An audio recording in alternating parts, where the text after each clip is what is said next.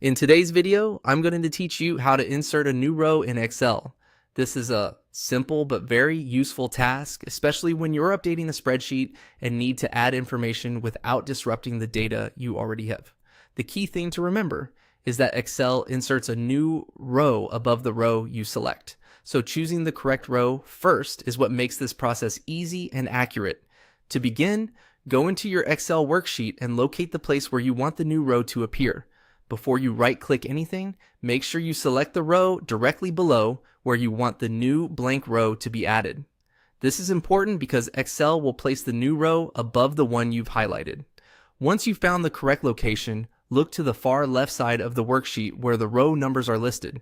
These numbers identify each full row across the sheet.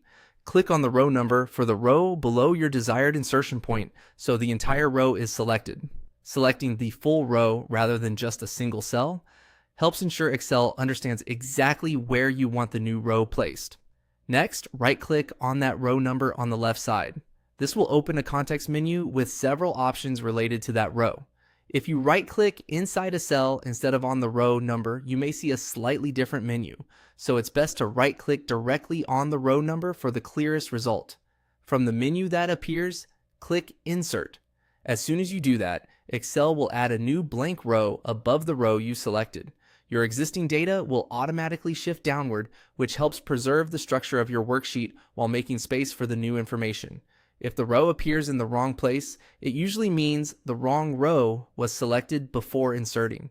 In that case, just undo the action and try again, making sure you choose the row below the spot where you want the new one to go. This method is quick, reliable, and works well when you need to keep your spreadsheet organized as you add more data. Once you get used to the idea that the new row appears above the selected row, the process becomes very intuitive. That's all it takes to insert a new row in Excel. Thanks for watching, and I'll see you in the next video.